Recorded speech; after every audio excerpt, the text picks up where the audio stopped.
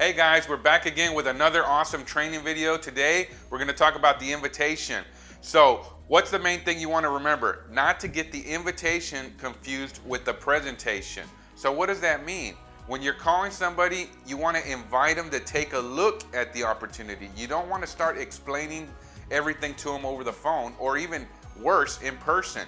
All you want to do is try to get somebody in front of this opportunity, whether it's through a DVD, whether it's through a home presentation, or a live presentation. But your goal, your ultimate goal, is to get people in front of the opportunity. So when's a good time for you to bring up the invitation? Is it at the very beginning when you get to work and you want to talk to one of your coworkers, or if you're at the doctor's office right there, you know, talking to someone in the waiting room, or a restaurant when the waiter first comes up to you? When would you want to make the invitation? This is what I would recommend. Always bring up the invitation right before you leave. If you're at work, right before you leave the job, that's when you make the invitation. If you're at a restaurant, right when you're about to give the waiter the tip, that's when you ask them, before you give them the tip, right?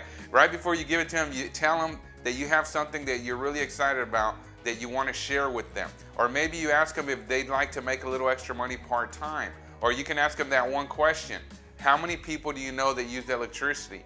You know what they're gonna say. They're gonna say everyone. Once he says that, you say, well, let me ask you something. If there was a way I could show you that every time someone clicks on a light switch, you make money, would that be something you'd be interested in? Of course they're gonna say yes, and you say, okay, great, well, I know you're at work, I don't wanna get you in trouble, but go ahead and let me type your number in my phone so I can call you, and that way we can get in contact after work. Would that work for you? They're gonna say yes. That's how you do it. You don't go into, well, you know, it's a big company, we're a $1 billion company, Jerry Thompson, Chris Chandler, 7-Eleven, and you start throwing up on them. You don't wanna do that. That's not what we do. That's getting the invitation confused with the presentation. What you want to do is get their contact information so that you can call them later and set something up. Okay, so that was your cold market. What's cold market? Cold market's people you don't really know, maybe coworkers, people you meet at a restaurant, at the grocery store. But let's talk about your warm market. When you're talking to friends and family, your warm market, they're going to ask you a lot of questions. How do you avoid running into confusing the presentation with the invitation again with friends and family? Well, what I would recommend is try to get them on the phone. Try to do this on the phone. Don't do it when you're over there visiting, or whenever you're you know, hanging out with them at the pool. When you talk to people and you have lots of time, that's when they're gonna ask you questions. So let me show you kind of a little secret to keep them from asking you questions. Do it over the phone. Call them when you're busy. Call them when you're running out the door to work and you're running late. See, a lot of people say, I work a lot, I don't have time to do this. When am I gonna get a chance to invite people? That's when you do it, when you're running out to work, when you're getting in the car, or when you just got to the office and you're walking up the stairs. That's the perfect time you wanna do this. So you wanna call, let's say your brother up, your cousin, whatever, call them on the phone, and you have to be busy. So when you call them, this is what you do. You say, hey Robert, how you doing? Great. Okay, hey, I don't have a lot of time. I'm running out the door to work right now, but I've been trying to get a hold of you because I have something I'm really excited about, and I want to get with you. What are you doing tomorrow around 6:30, 7 o'clock? Nothing? Get them to say that they're not doing nothing first before you tell them what it is. So as soon as he says nothing, say, great, I'm gonna swing by and pick you up because I got something I want to take you to look at. And then as soon as they say okay, hang up the phone. And a better thing is to say, give them an option. What's better for you, 6:30 or 7 o'clock? 7 o'clock, okay, great. I'll see you then. Hang up. The biggest thing people forget to do is hang up the phone. Once he says yes, they start talking, and then that yes turns into a no. Don't do that. See, what we're using urgency. We're using words that are psychologically gonna make that person not wanna ask you what it is. But if you continue to talk after they say yes, everything you did has already been wasted, and now they're gonna be able to ask you more questions. So remember, when you call someone, have urgency in your voice, the way you're talking. Hey, I'm running out the door. I'm running late right now, but I've been trying to get a hold of you.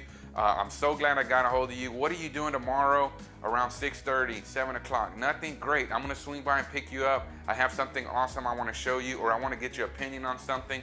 It's 6:30 better or 7. As soon as they say 7, you hang up the phone. That's what you do. All right, so what if they ask you a question anyways. After you did everything, they still ask you, wait, what is it?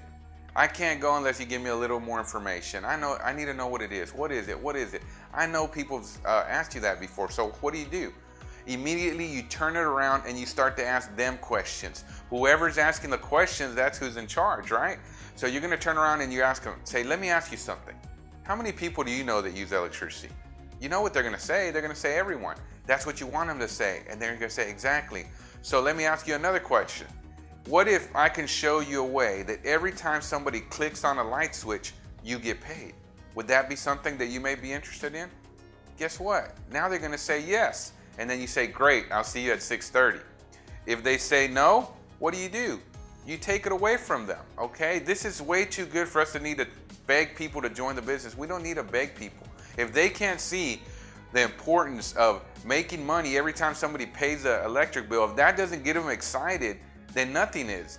So just move on, take it away. But guess what's gonna happen? When you take it away from them, they're gonna be like, wait. Why? Curiosity. But if you would have started to explain everything, you're not gonna get them to do it. They're just gonna hang up on you anyway. So what you gotta do is take it away from them. They're gonna say, okay, wait, I'll go. And that's what you do. You set the appointment, but don't be afraid to take it away from them. We're looking for people that want this. We want people that want it as bad as you do. That's how you're gonna be able to make this work, and that's how you're gonna be successful. Not by begging people to join your organization. Okay, so if you apply the skills you've learned today, you're gonna be more effective in your presentation, and you're gonna be able to get more people in front of the opportunity, and that's in direct relationship to how much money you're gonna be making in the business. So subscribe to our YouTube channels because there's more trainings to come, and let's go out and help more people change their lives.